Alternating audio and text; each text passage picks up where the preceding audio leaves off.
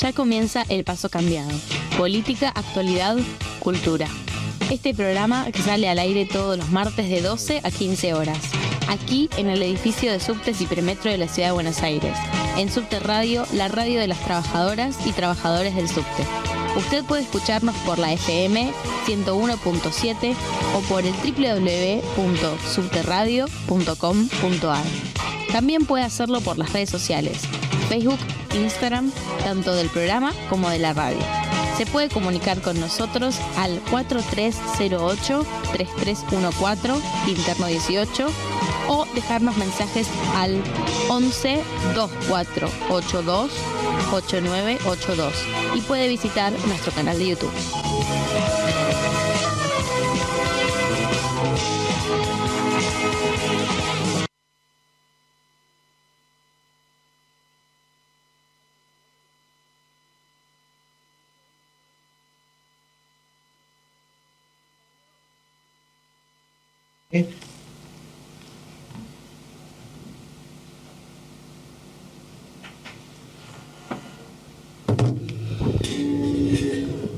Buenos días, bienvenidos y bienvenidas a una nueva edición de El Paso Cambiado, un programa que nos compromete todos los martes con la realidad política de nuestro país y del mundo.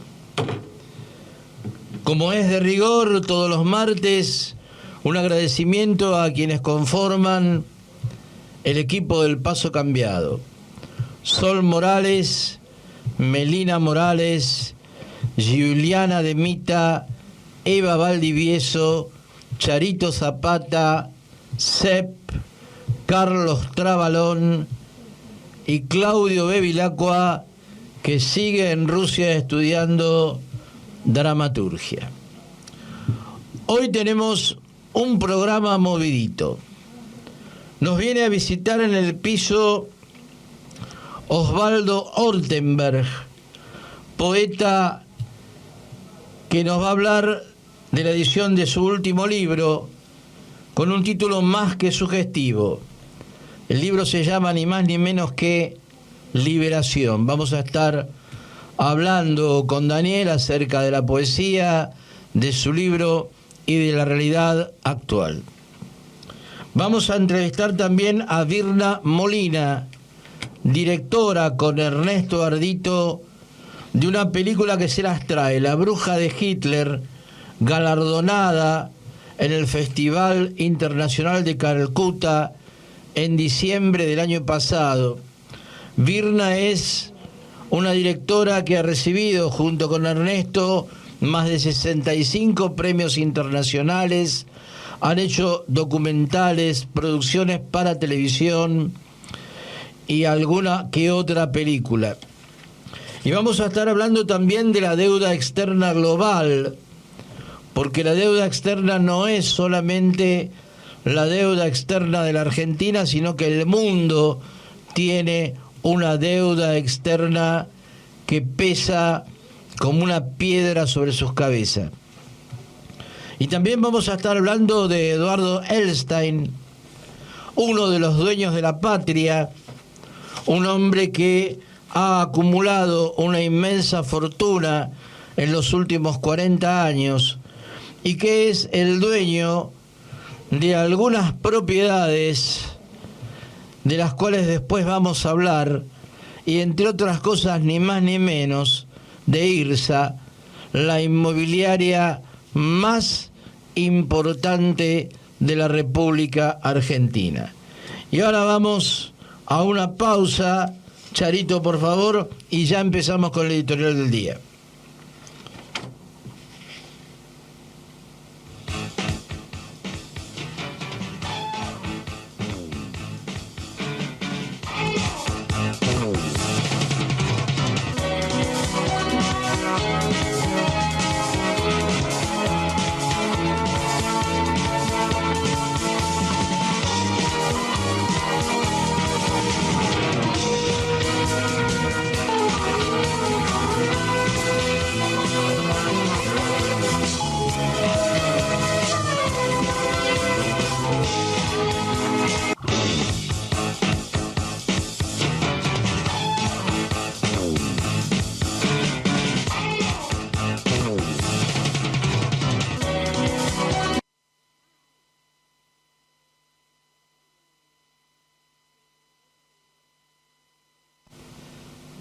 Bueno, antes de empezar con el editorial, hay dos cosas de las que tenemos que hablar. La primera es que Radio Rebelde, una radio de compañeros y de compañeras que funciona en Pueyrredón 19 y que sale por AM 740, la radio encabezada o dirigida por Luis Delía, ha sufrido esta madrugada un atentado. Han arrojado piedras contra la radio, han intentado destruir la radio, en lo que es una continuidad, según el propio Luis Delía, de agresiones sufridas por Juntos por el Cambio, más concretamente por el gobierno de la ciudad, o sea, Horacio Rodríguez Larreta, que clausuró la radio hace algún tiempo, diciendo que la radio era, bueno, virtualmente una radio casi subversiva y que por eso no debía funcionar. Bueno, nos solidarizamos con Luis y nos solidarizamos con todos los compañeros y las compañeras que hacen ese programa y otros programas en la radio en general. Y una última noticia, que es que el reconocido trovador salteño Daniel Toro murió el pasado jueves a la edad de 82 años. Fue un intérprete y un compositor realmente increíble, impresionante. Compuso aproximadamente más de 1000 canciones, integró varios grupos folclóricos en su adolescencia, entre ellos los tabacaleros, los forasteros, los viñateros y los nombradores.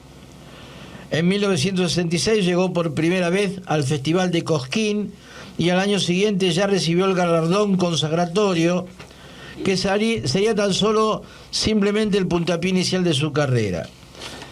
Han pasado por las radios de todo el país y por la televisión títulos realmente inolvidables como Samba para olvidarte, Cuando venga a buscarte y otros temas, Cuando tenga la tierra, etcétera, todos compuestos por Daniel Toro. Un abrazo grande para su familia y para todos los admiradores de Daniel. Y bueno, la vida pasa, ya lo sabemos bien. Y ahora vamos a empezar un poquito con el editorial del día. La semana pasada, el 25 de mayo, en la conmemoración de un aniversario más de aquella gesta maravillosa y heroica, esa gesta anticolonialista que puso fin a más de 300 años de dominación imperial sobre nuestra América del Sur, la señora Cristina Fernández de Kirchner dio un discurso en la Plaza de Mayo. Y realmente era emocionante ver a tantos centenares de miles de personas, tantos compañeros y compañeras, hombres y mujeres del pueblo, niños, niñas, marchar alegremente hacia la plaza para escuchar a Cristina Fernández. Cristina habló de muchas cosas. A su lado estaban Guado de Pedro, Sergio Massa, Axel Kicillof, todos supuestos o presuntos o posibles candidatos a la presidencia de la Nación por parte del Frente de Todos. Estaban sus nietos, estaba su hijo, Máximo Kirchner, en lo que más parecía una reunión familiar que una reunión política en la plaza, cosa que no está mal, no es una crítica. Pero Cristina dijo cosas interesantes. Una de las cosas que dijo Cristina es que el acuerdo con el Fondo Monetario Internacional es inflacionario. y que hay que rever el acuerdo con el FMI. Claro, uno se pregunta ante semejante confesión si el acuerdo con el FMI es inflacionario, ¿para qué lo firmaron? Si la deuda externa es, como dice el Frente de Todos y como dice la propia Cristina, un acuerdo firmado a espaldas del pueblo, usurario, un acuerdo que sirvió en su momento para pagar la campaña de Juntos por el Cambio, ¿para qué siguen pagando la deuda?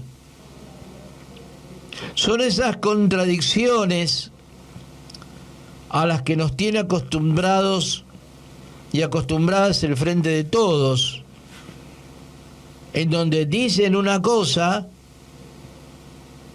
y hacen otra. Y otra de las cosas que dijo Cristina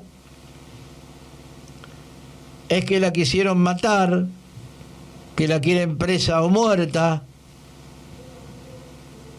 que el atentado contra ella no fue solo contra ella, sino que fue contra el pueblo argentino. Y a continuación de esto, dijo que hay que sentarse a dialogar con la oposición. Y cuando uno se pregunta cuál es la oposición,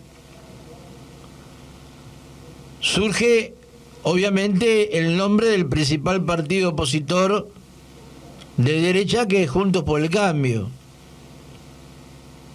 Ahora, el problema es que las principales figuras de Juntos por el Cambio, sobre todo Patricia Bullrich, están acusados y acusadas por la propia Cristina y por el propio Frente de Todos de ser los ideólogos del atentado contra ella y los que financiaron el atentado. Entonces uno se pregunta cómo es posible que una mujer a la que le metieron una pistola en la cabeza y casi la matan llame a los aspirantes a magnicidas a una mesa de diálogo. ¿Qué es lo que hay que dialogar y qué es lo que hay que acordar con quienes intentaron matarla? No solo intentaron matarla a ella, sino que nos regalaron 4 años monstruosos a través del gobierno de Mauricio Macri, y hoy levantan un programa de gobierno en vista de las elecciones que es mucho más aberrante incluso que el programa que ellos llevaron a cabo cuando eran gobierno. A todo esto, mientras Cristina daba su discurso, los docentes salteños y los médicos salteños eran reprimidos por el gobernador de Salta, afín al Frente de Todos, y toda esta historia terminó con 19 compañeros presos que después, días después, fueron liberados gracias a la presión popular. Mientras Cristina daba su discurso, retumbaban todavía en los oídos de todos nosotros el 8,4% del índice inflacionario del mes de abril. El acuerdo con el FMI es inflacionario, decía Cristina. Y al lado lo tenía Sergio Massa. Y Sergio Massa, que es el ministro de Economía que aplica el programa del Fondo Monetario Internacional en la República Argentina, sonreía y miraba para todos lados como diciendo: yo no sé de qué me estás hablando. Esta es la clase de dirigentes políticos que tenemos en nuestro país. Dirigentes políticos que tienen un doble discurso. Por un lado, se presentan ante la sociedad como nacionales y populares, y por otro lado, cuando vos le decís que hay que estatizar Vicentín, que se robó 18.000 millones de pesos, te dicen que no. Y cuando vos le decís que hay que echar a patadas a Joe Lewis de la Patagonia y liberar al Lago Escondido, te dicen que no. Y cuando vos le decís que el comercio exterior tiene que estar en manos del Estado, te dicen que no. Y cuando vos le decís que hay que dejar de pagar esta deuda externa maldita que nos condena al hambre, te dicen que no. Y cuando vos le decís que tipos como Mauricio Macri, Horacio Rodríguez Larreta, Patricia Bullrich, Javier Milei, José Luis Espert no pueden gozar del estatus de adversarios políticos, sino que son delincuentes y tienen que estar presos, te dicen que no. Entonces, esto tiene una consecuencia. Y la consecuencia es que cuando el gobierno es débil, lo que crece es la derecha. La derecha autoasumida, como acostumbramos llamarla en este programa. Una derecha que no disimula lo que es, que no se disfraza de nada, que te dice lo que piensa, lo que siente y lo que quiere. Y caemos nuevamente en Javier Milei.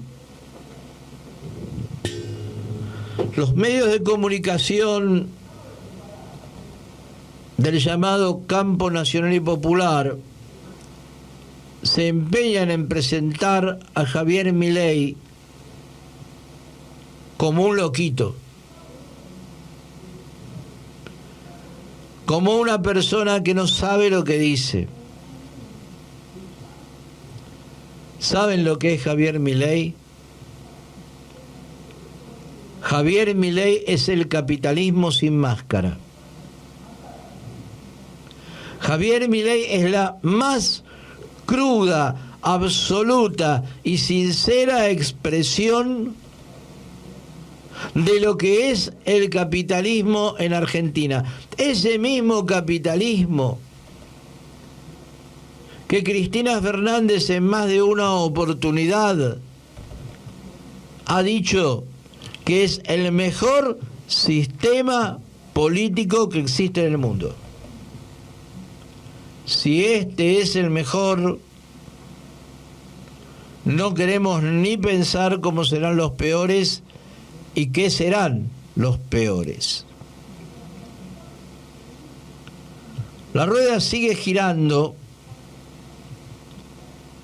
y las luchas obreras y populares siguen existiendo y siguen creciendo y desarrollándose. Y el movimiento piquetero sigue marchando. Y la clase obrera empieza a mirar muy atentamente qué es lo que está diciendo el gobierno que en algún momento votó, qué es lo que está haciendo y por qué los salarios no alcanzan ni para llegar a mitad de mes.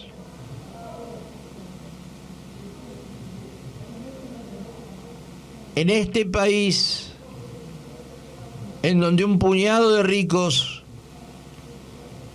concentra en sus manos la riqueza que le pertenece a millones, en este país en el cual Muchos viven en la calle o en villas miseria, hoy denominadas barrios populares,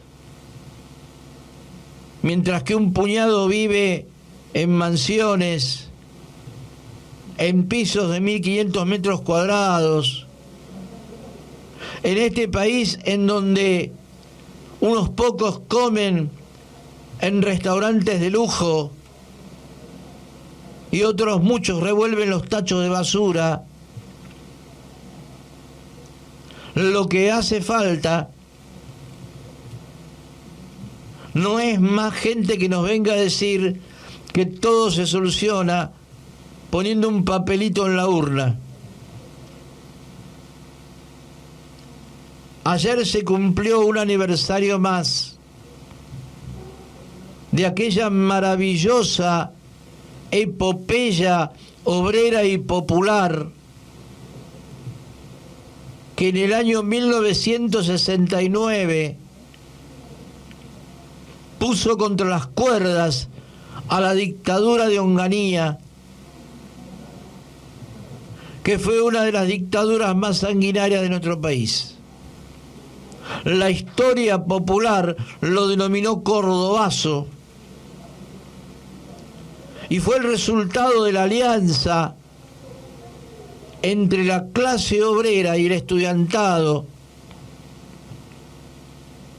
a la cual se sumó un sector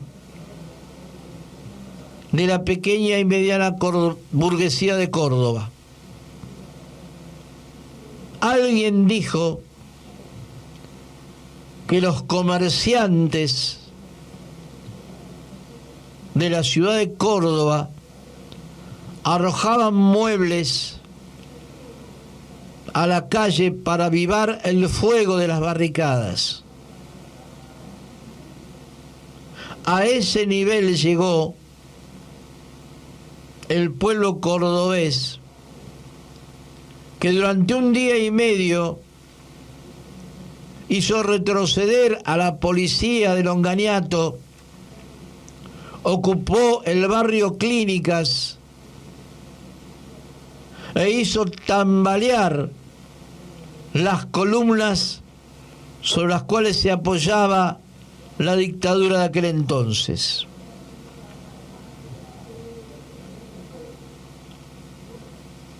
También se festejó en la plaza un aniversario más de la asunción de Néstor Kirchner a la presidencia de nuestro país.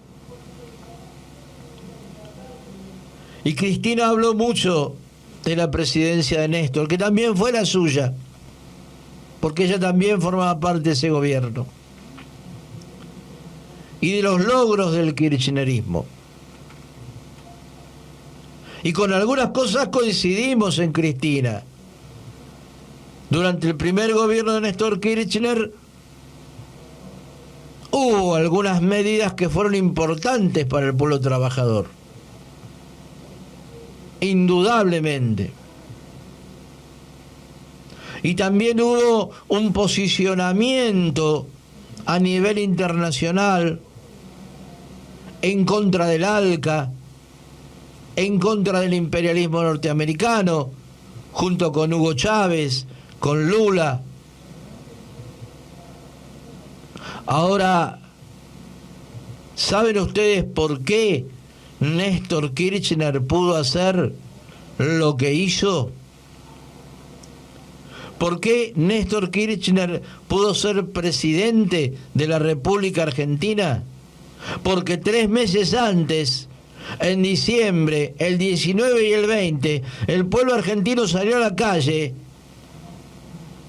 y con esa rebelión popular tiró abajo 12 años de neoliberalismo maldito. Como ratas tuvieron que salir ante un pueblo enfurecido que gritaba que se vayan todos. Y esto me hace acordar también, un poco más atrás en la historia, a Juan Domingo Perón, Perón estaba preso en la isla Martín García. Y el destino de Juan Domingo Perón era ser un oscuro general muerto en una prisión, fusilado por sus pares o condenado a una prisión perpetua en la más absoluta oscuridad. Y fue el pueblo argentino el que el 17 de octubre de 1945 lo rescató y lo puso en la presidencia de la nación. Siempre es el pueblo el que hace la historia.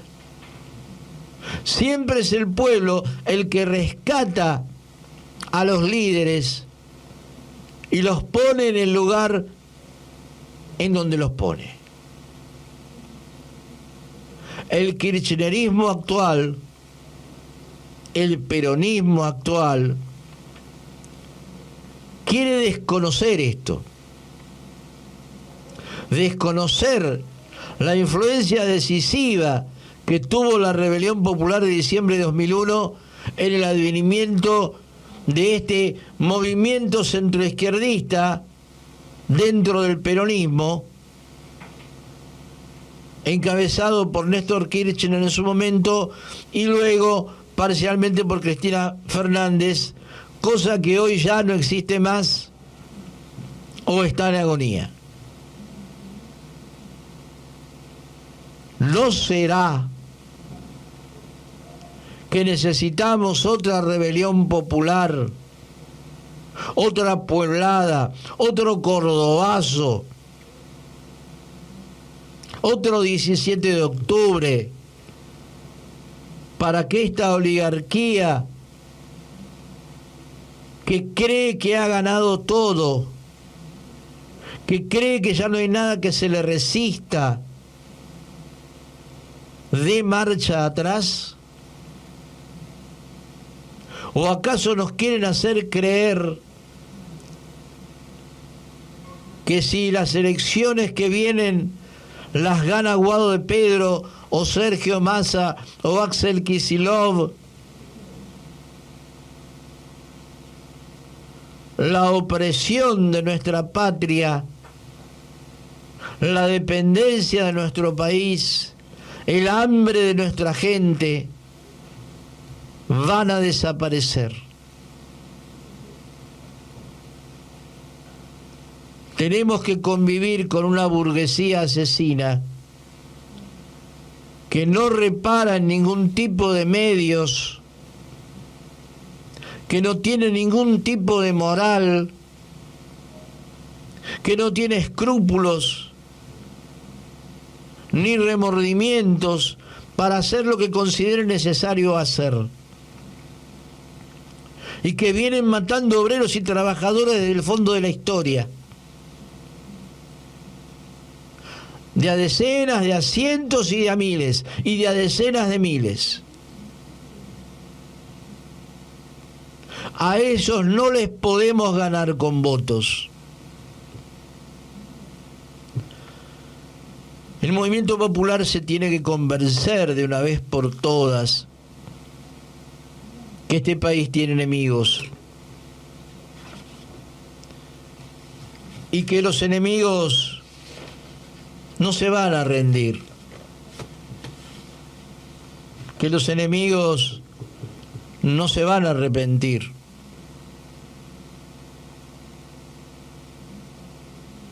que tenemos que derrotarlos, que tenemos que castigarlos, que tenemos que construir una patria y una democracia para todos los trabajadores y las trabajadoras de nuestro país, y que no puede haber una democracia para todos. Hay una democracia para los que tienen grandes fortunas, o hay una democracia para el pueblo. Las dos democracias son incompatibles. Y realmente Realmente esperamos que estas ideas puedan ser debatidas y entren en el corazón de nuestra gente. Porque si seguimos apostando a los procesos electorales como la solución mágica, si seguimos esperando que papá o mamá nos salven, vamos a seguir sufriendo. El Che decía, y hace mucho que no lo nombramos, que los pueblos que no odian a sus opresores son pueblos que están condenados a la esclavitud. Que no sea así. Que no sea así. Y ahora vamos con un tema del inefable, increíble, nunca más nombrado que acá, Rafael Amor, que se llama Yo seré tu compañero. Ya volvemos.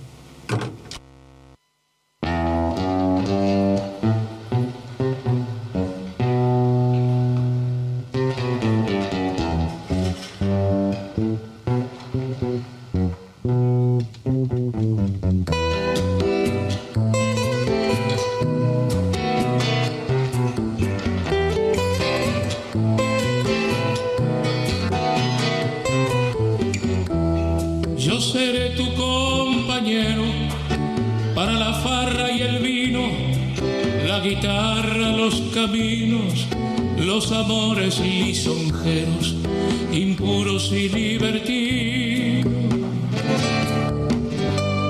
Pero si se acaba el vino, si te sientes prisionero, sin amores verdaderos, si no encuentras tu destino entre todos los senderos, yo seré tu compañero.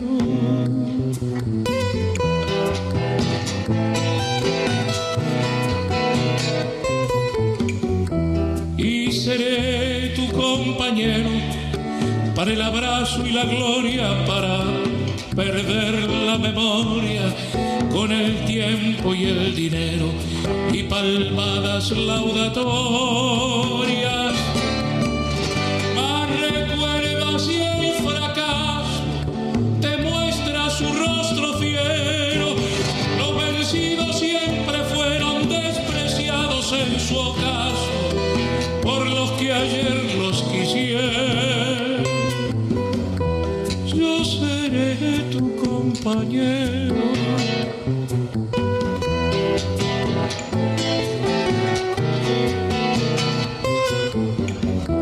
Y seré tu compañero para el sueño y la poesía, lo que llaman utopía, los que nunca la entendieron por torpeza o cobardía. Y en la realidad más dura y en el llanto más sincero, el rebelde desafuero con toda mi encarnadura, para andar juntos me quedo. Yo seré tu compañero.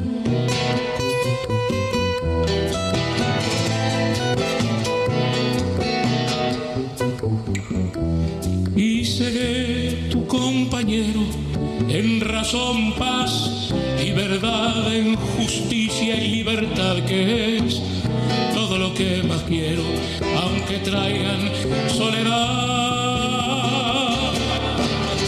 Para el odio y la traición, o la envidia del artero, o soplón del carcelero, yo no presto el corazón, y aunque me duela no quiero que me llames compañero.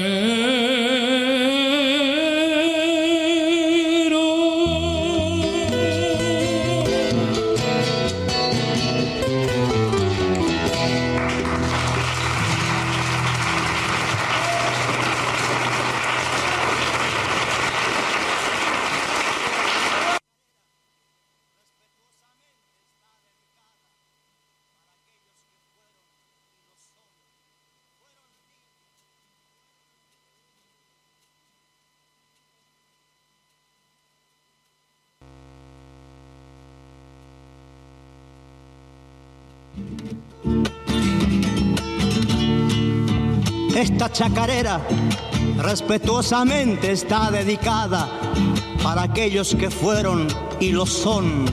Fueron niños, fueron adolescentes y fueron adiestrados para defender a la patria. Aquellos que por las trincheras soñaron con un país sin mordaza. Soldados que fueron a la guerra y nunca volvieron a casa.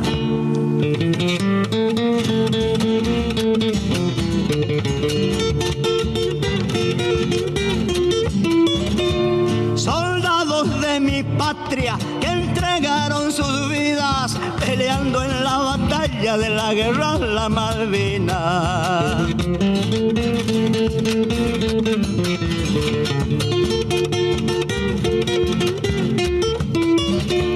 Yo sé de aquella historia, de aquella triste guerra. No importa, compañeros, si defendimos la tierra.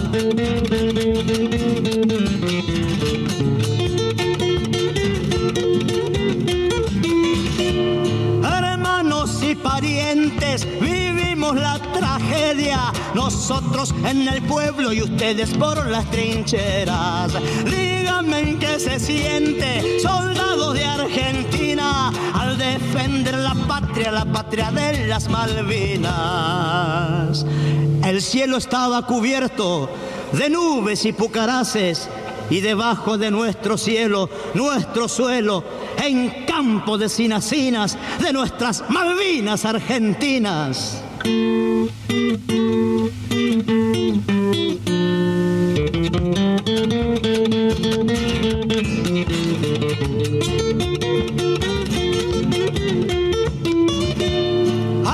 Paisanos míos, la lucha continúa y esta es mi chacarera para olvidar la amargura.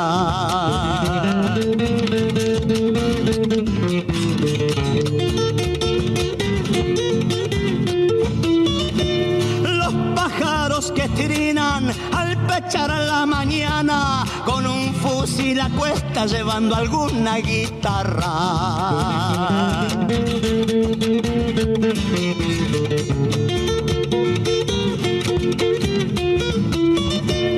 Hermanos y parientes, vivimos la tragedia. Nosotros en el pueblo y ustedes por las trincheras. Ya sé lo que se siente entregando sus vidas, peleando en la batalla de la guerra de las Malvinas.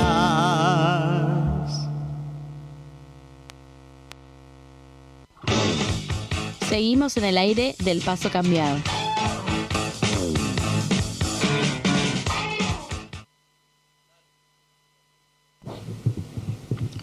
Bueno, ahora vamos a hablar de un señor que se llama Eduardo Elstein. Eduardo Elstein es uno de esos tipos de perfil bajo que no aparecen en los medios de comunicación de masas, a los que nadie le hace un reportaje, ni aparecen en los diarios, ni en las revistas de actualidad. Poca gente lo conoce. Si vos salís a la calle y preguntás quién es Paulo Roca, algunos te van a decir, sí, es un empresario, así, asá. Si preguntás quién es Marcos Galperín, alguno lo va a conocer, sobre todo la gente que está en la política, ¿no? Pero si vos preguntás quién es Eduardo Elstein, es muy raro que alguien te sepa contestar. Son de esos tipos que solo son conocidos en el medio en el cual ellos se desenvuelven cotidianamente, pero cuya existencia el gran público ignora de manera absoluta. Sin embargo, Eduardo Elstein, 63 años, argentino, casado, es uno de los dueños de este país. Vieron que ya venimos diciendo que el país nos tiene a nosotros y nosotras, que somos los dueños por derecho y las dueñas por derecho, y que también tiene a una recua de individuos e individuas que son los propietarios de hecho, los que integran el famoso Círculo Rojo, el famoso Foro de Yao Yao, el famoso Coloquio de Idea, ADEBA, la Asociación de Bancos, la Sociedad Rural y todas esas hediondas organizaciones, círculos, en donde se agrupa lo más selecto de la oligarquía y de la gran burguesía de nuestro país. Eduardo Elstein es el presidente y propietario de IRSA. IRSA es la mayor constructora y la mayor inmobiliaria del país, y es la que maneja el mercado inmobiliario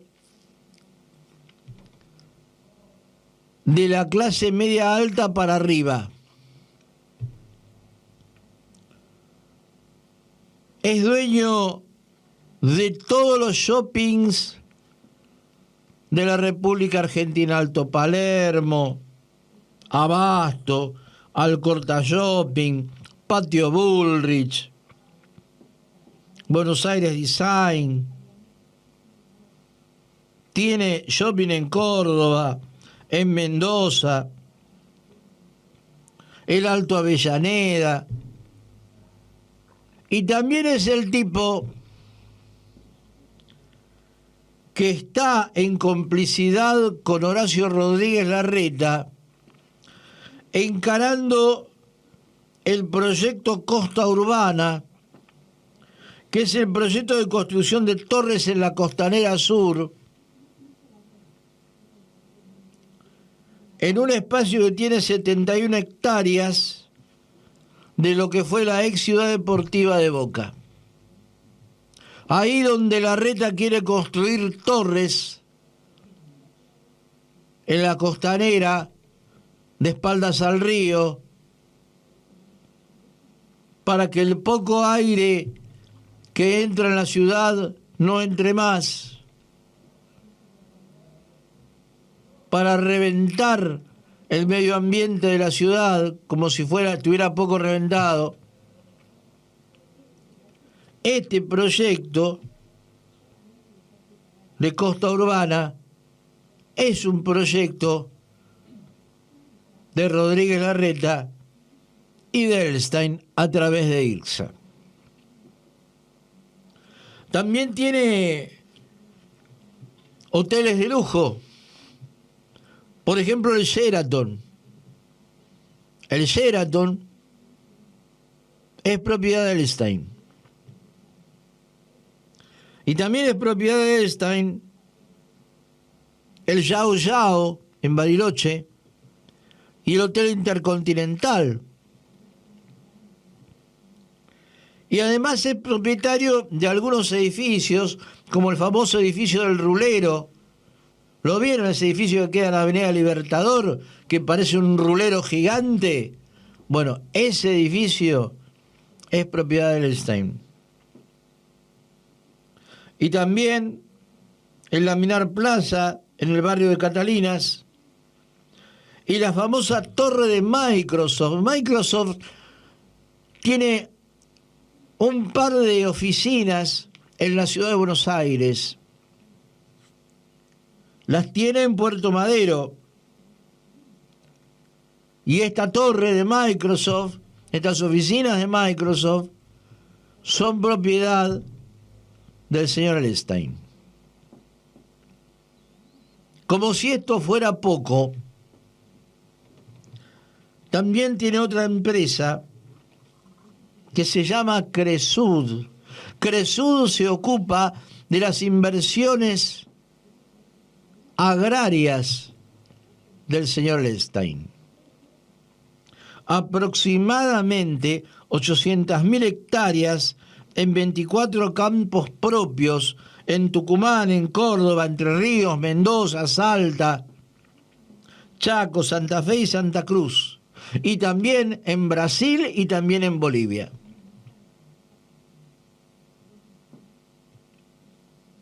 Como si no bastara con todo esto, como si fuera poco todo esto, también es propietario de la empresa Austral Gold. Y Austral Gold es una empresa que se encarga de la extracción de oro en Chubut. También incursionó en el rubro de la minería el señor Edelstein. Pero todo no termina ahí. También es propietario el señor Eduardo Edelstein de la empresa IDB, con B larga, que es uno de los principales grupos económicos de Israel. En Israel, el señor Edelstein tiene fuertes inversiones en supermercados, en farmacias y algunas otras actividades. La fortuna de Edelstein es incalculable. Nadie sabe cuánta plata tiene. Y en la revista Forbes, en donde aparecen los multimillonarios más poderosos de la Argentina, el señor Edelstein, por alguna extraña razón, no aparece. Y no aparece en ninguna revista, en ningún lado.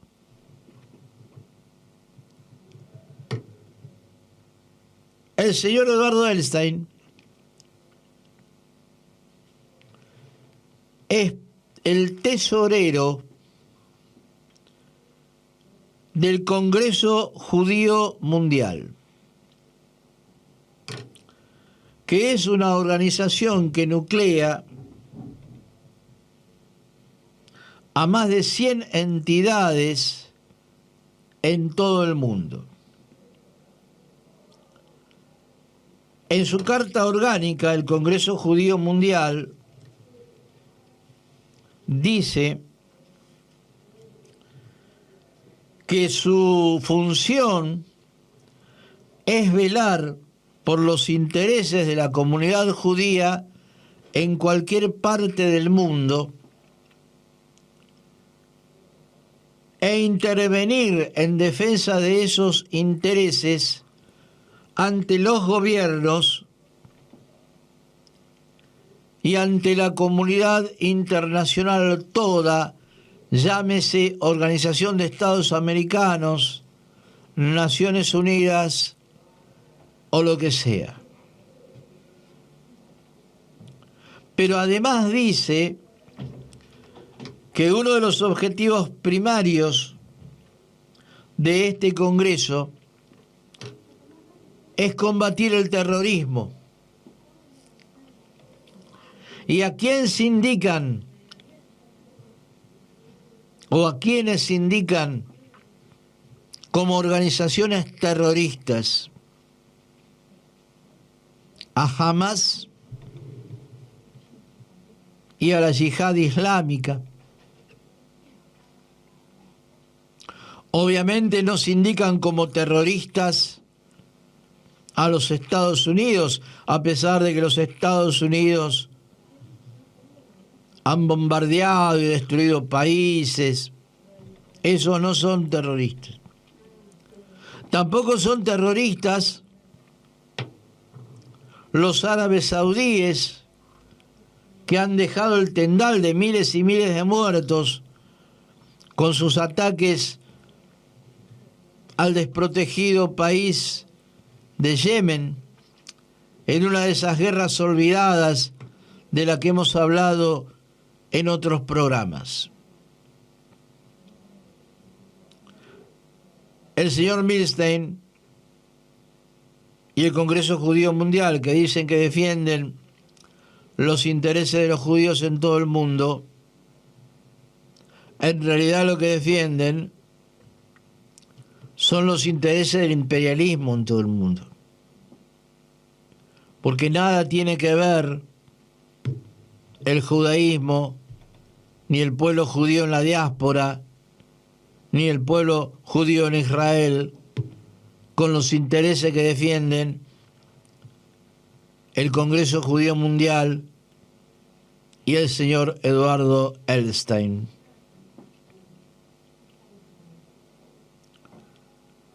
Realmente nos da mucha bronca que existan este tipo de personajes. Y nos da mucha bronca que existan acá. Porque como decía Mafalda, nadie amasa una fortuna sin hacer harina de los demás. Y parecería ser que el señor Edelstein, ha amasado mucho y ha hecho mucha harina de sus propios compatriotas. En ese contexto, en el contexto de una Argentina que vive una inflación escandalosa, una pobreza inmisericordia, una indigencia vergonzante, y que se arrodilla ante los poderes imperiales. En ese contexto, la existencia de seres como Edelstein, que seguramente tiene una fortuna de más de $1.000 millones, seguramente es mucho más, es un acto de verdadera delincuencia. Estos son los dueños de la patria. Estos son los que manejan la economía de nuestro país. Estos son los que le dicen al Banco Central lo que tiene que hacer y no. Y le dicen a los ministros de Economía lo que tienen que hacer y no.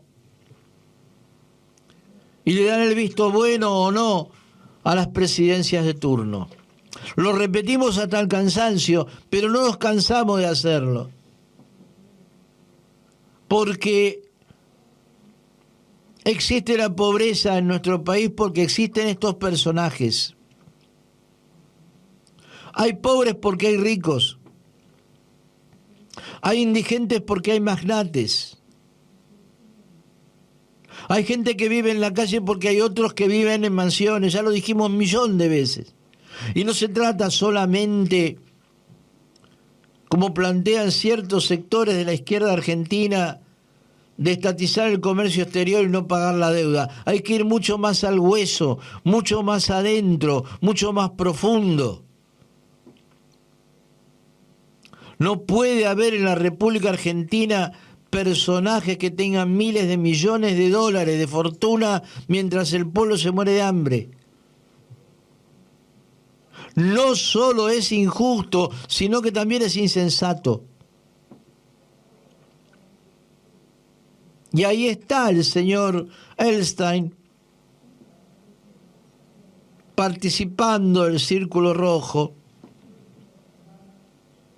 y haciendo campañas para juntar plata para mandarle al gobierno de Ucrania para que siga sosteniendo su guerra contra Rusia.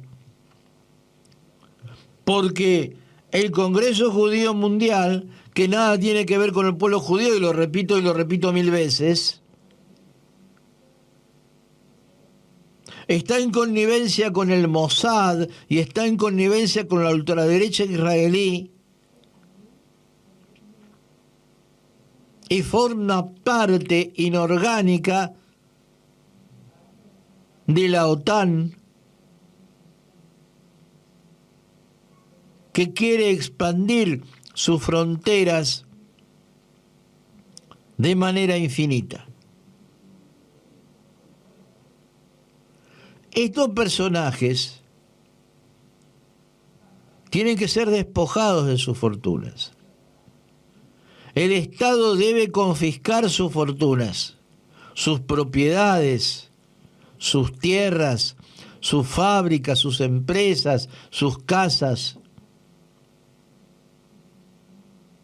Porque para que no haya pobres, no tiene que haber nunca más ricos. El señor Eduardo Elstein, 63 años, argentino, no se va a jubilar, no se va a ir a su casa, no, va a seguir acumulando fortuna, va a seguir fundiendo empresas, creando desocupación, armando cada día más su emporio multinacional. 800.000 hectáreas tiene este señor, mientras hay gente que no tiene ni una colchoneta para tirarse en medio de la calle.